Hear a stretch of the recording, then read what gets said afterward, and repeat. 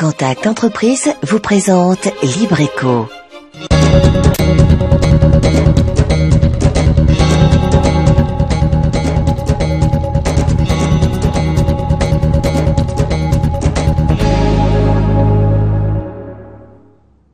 Salut à tous, c'est Libreco, le dernier numéro de la saison. Ce soir encore, nous allons découvrir une entreprise de Lille et rencontrer ceux et celles qui la font vivre.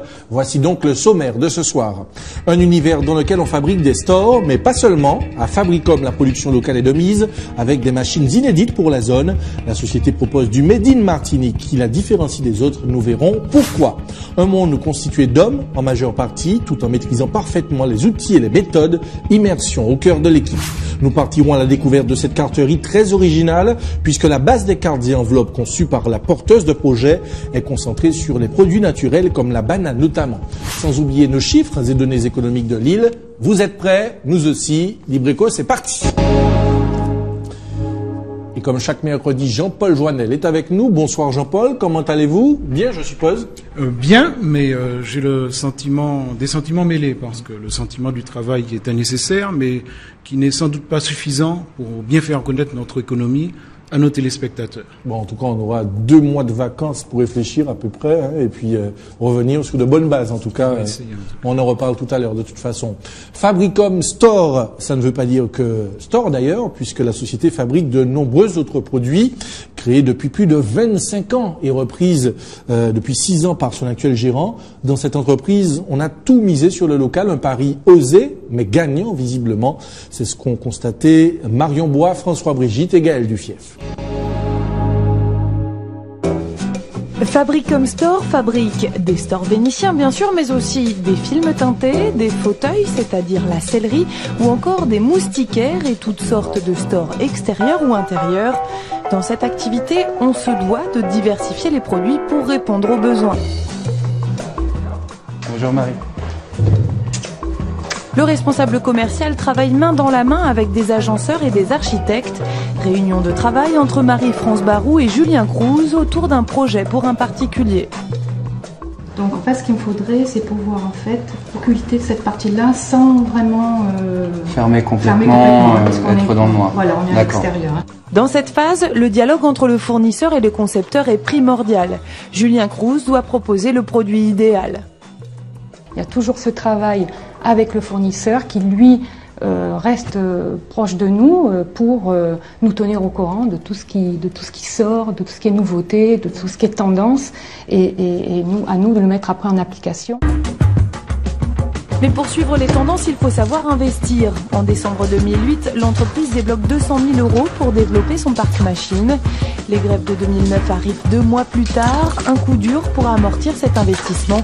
Aujourd'hui, c'est pourtant ce pari qui a permis à Fabricom de survivre à la crise. La société est la seule à bénéficier d'un tel équipement dans la Caraïbe et en Amérique latine. Exemple avec cette soudeuse qui évite les coutures. Lorsque vous arrivez, vous ne verrez jamais de couture, vous allez poser la question, comment elle est faite cette toile-là? Pas de couture et des possibilités nouvelles, voilà l'avantage de ce nouveau parc machine. Auparavant, tout se faisait au lister, un fer qui chauffe la toile. On fait 2 toiles dans une journée avec un lister. Avec un appareil comme ça, on fait 10 à 12 toiles par jour. On ne peut même pas dire Made in Martinique, on va dire Made in France. Et il n'y a pas beaucoup de différence.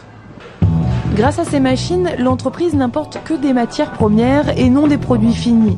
Pour cette raison, les stores sont labellisés PIL, produits de l'industrie locale. Fabricom bénéficie ainsi d'une exonération de l'octroi de mer renouvelable tous les 5 ans. Tout ça, c'est un prévisionnel, bien évidemment, correspondant à peu près à ce que vous souhaitez importer pendant cette période. Aucune matière première taxée d'octroi de mer, de quoi rester compétitif. Et c'est justement cette notion d'exonération d'octroi de mer qui nous permet de proposer des stores fabriqués localement à des tarifs la plupart du temps inférieurs à ceux qu'on peut trouver sur des produits importés. Ouais, c'est prêt là. Je le mets dans la voiture. Dès que les gars quittent le chantier là-bas à Trois-Îlets, ils m'appellent et je le ramène directement chez Madame Elisabeth. Autre atout de la production locale, la réactivité. La fabrication peut se faire ici au coup par coup, là où un store de métropole prendra plusieurs jours à être importé. Un argument que Julien Cruz ne se prive pas de mettre en avant. Il y a certains clients, des agenceurs, des architectes qui travaillent avec nous pour cette réactivité, parce qu'en général c'est vrai que le store, on arrive sur des chantiers en dernier, on arrive dans les finitions, et donc forcément il faut qu'on soit rapide. On va voir ça, ouais. Qui dit production locale dit service après-vente sur place, de quoi donner aux clients une certaine sérénité. Et nous sommes de retour en plateau avec monsieur Julien Cruz, qui est le responsable commercial de Fabricom. Bonsoir. Bonsoir. Et merci d'être avec nous. Alors, on l'a vu, des avantages par rapport à l'octroi de mer, puisqu'il s'agit là d'un produit industriel local. Donc, est-ce que c'est ce qui crée la différence avec les autres sociétés de la place, notamment? Voilà, le fait de produire localement, on fait rentrer des matériaux bruts qu'on va retravailler dans nos ateliers. Donc, c'est-à-dire des rouleaux de tissu, des rouleaux de PVC, des barres de charge, enfin, tous les éléments possibles pour faire des stores. Et donc, l'avantage, c'est d'avoir donc des prix plus compétitifs en termes d'achat et donc de revente, et puis d'être rapide. Voilà. Et la garantie qualité dans tout ça? La garantie, elle est faite, voilà, comme vous avez vu avec les machines. Donc, on n'est plus dans une fabrication artisanale. On a bien insisté sur ce point. On est sur une fabrication industrielle avec de la main-d'œuvre compétente locale. Alors, avec un investissement très lourd, on l'a vu fin 2008, et puis après il y a eu la crise, le long conflit social début 2009. Est-ce que cet investissement a pu aider à passer la crise justement? Alors oui. Au début, on pensait qu'on allait être un petit peu pris de court parce que on avait fait un investissement, la crise est tombée, et en fin de compte, ce qui s'est passé, c'est qu'on avait du stock, donc on n'avait plus de commandes, mais par contre, on a pu poser pendant ce mois de grève, on a pu poser. Et puis, quand la grève s'est finie, là, par contre, on a pu embrayer beaucoup plus rapidement parce qu'on était les seuls à pouvoir avoir le stock nécessaire pour faire les travaux. Jean-Paul. Oui, on nous a montré que vous avez un équipement qui n'existe pas, d'après le reportage, en la Caraïbe et dans l'Amérique latine. Ça vous ouvre quand même des horizons importants pour votre développement. Est-ce que l'état de la législation, enfin tout ce qui entoure ces problèmes d'insertion dans notre environnement, vous arrivez à les surmonter? Pour le moment, on fournit aussi en Guadeloupe et en Guyane, ça nous est arrivé. On a fabriqué les stores sur commande et puis on les a envoyés là-bas pour faire poser. Ensuite, tout le marché Caraïbe s'ouvre à nous, mais pour le moment, déjà avoir le temps d'avoir... Il y a déjà beaucoup de boulot en Martinique au niveau des stores. On est très demandé. Donc on se concentre sur la Martinique pour le moment, mais pourquoi pas par la suite, effectivement, partir plus loin. Justement, vous dites qu'il y a beaucoup de boulot. Comment vous vous tenez au courant des nouveautés? Parce que je suppose que dans le monde des stores, enfin en tout cas pour tous les produits que vous proposez, et les choses évoluent vite. Est-ce que vous allez sur des salons? Est-ce que vous suivez un petit peu l'évolution, les nouvelles tendances dans ce domaine? Bien sûr, il y a énormément de salons à travers le monde sur le store et la couverture, les protections solaires. On essaye d'en faire 2 par an. Il y en a un aux États-Unis, il y en a un en Allemagne, ou des fois c'est en Espagne. Ça dépend, ça tourne un peu. Et puis il y a les fournisseurs aussi qui viennent nous voir avec leurs nouveautés. Et nous, on est friands des nouveautés, du high-tech. Franchement. Alors, Fabricom, c'est une dizaine d'employés environ. Il y a surtout des hommes aux trajectoires de vie différentes. Beaucoup ont eu un autre travail avant, mais visiblement, tous les chemins mènent à cette société. Regardez. À Fabricom, on trouve une dizaine d'employés avec des trajectoires bien distinctes. Prenez Philippe, il est ici depuis seulement 6 mois. Il est en pleine formation. Donc là, on a rentré la cartouche dedans. Et là, après, on va rentrer la griffe dedans. Avant de travailler ici, il est passé tour à tour par la tôlerie, la carrosserie, le BTP. Il amorce donc une reconversion aidé par ses nouveaux collègues. Ils prennent un peu de temps. Pourquoi? Parce que c'est pas facile de livrer le petit secret à n'importe qui comme ça. Ils attendent un peu, mais lentement, mais sûrement, comme on dit. Tony, lui, c'est dans la bijouterie qu'il a bercé durant longtemps. Son père était lui-même bijoutier et l'a initié dès l'âge de 11 ans. Depuis 29 ans, il travaille désormais à la confection des stores vénitiens. Il ne faut pas trembler, il faut pas faire de faute. Il faut se gâcher, c'est plus bon. Il a même transformé un cordon de rideau en bracelet. Bref, bijouterie et store ont quelques similitudes à son goût. Vous voyez bien, j'ai des petites pièces. Toutes petites pièces, j'ai toutes petites pièces. À part le toit de chien, il faut aimer ça, il faut aimer. Et j'ai eu de la chance dans mon parcours de vie de travailler avec des petites pièces. Ouais, j'ai eu cette chance-là. autre parcours atypique, celui de Richard. Richard est maître voilier, il a longtemps tenu une voilerie, une époque remplie de souvenirs.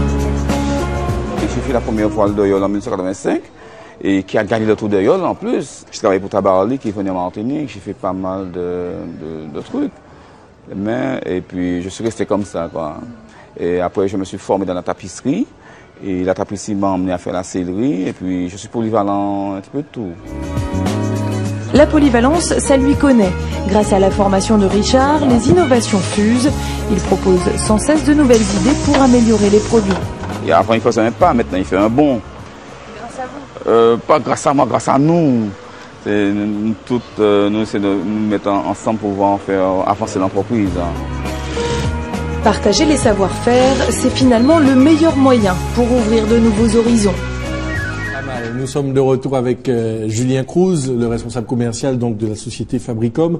Une question peut-être d'ordre technique, parce que souvent entre toile ou PVC, voilà, il y a quelques hésitations au niveau des clients. Quel est le choix le mieux adapté pour notre climat finalement? Le choix le mieux adapté, ça je le définis avec le client en fonction des besoins, de l'orientation. De quoi veut se protéger le client? Soleil, pluie, voilà, ça diffère. Maintenant, on a quelques types de toiles. On a le PVC classique que tout le monde connaît, qui peut être rayé ou uni. On a du PVC, ça c'est nouveau, c'est assez récent.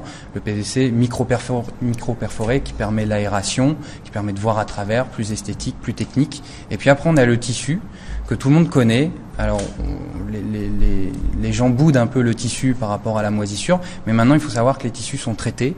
Et qu'on fait même des taux de bateau avec. Donc c'est vraiment des tissus très résistants et nous on est les seuls à souder ce type de tissu sur l'île. Alors puisque vous parlez du climat, justement nous sommes en pleine saison cyclonique, je pense que vous serez très sollicité d'ailleurs.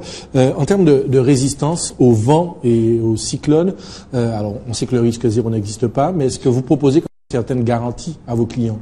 Alors le store, moi je conseille toujours aux clients entre 50-60 km/h de vent déplié, il faut le rentrer. À partir de 50-60, on le rentre. Tout dépend si le client est bien protégé du vent. Après, il existe d'autres solutions, comme par exemple les volets roulants en aluminium extrudé que l'on fabrique aussi et que l'on pose, qui permet de fermer une ouverture, une porte, une fenêtre, et de résister à des ondes tropicales, voire des cyclones. Jean-Paul. Oui, je suppose que ce sont des produits qu'on doit renouveler de temps en temps. En général, c'est combien de temps quand vous avez posé un store qui est performant, disons? D'accord. Alors pour les toiles, les fournisseurs nous garantissent la toile 5 ans. Même si j'ai déjà fait des changements de toile chez des clients, ça faisait 10-12 ans qu'ils avaient les toiles. Elles étaient sèches, il fallait les changer, mais elles avaient encore de la couleur. Les toiles sont vraiment de très très bonne qualité maintenant si on prend les bons fournisseurs. Ensuite, au niveau des armatures des stores, tout dépend de la qualité qu'on vous fournit. Vous avez du bas de gamme, du moyen de gamme et du haut de gamme. Voilà. Alors, dans cet environnement concurrentiel, j'ai envie de dire que tout le monde fabrique des stores.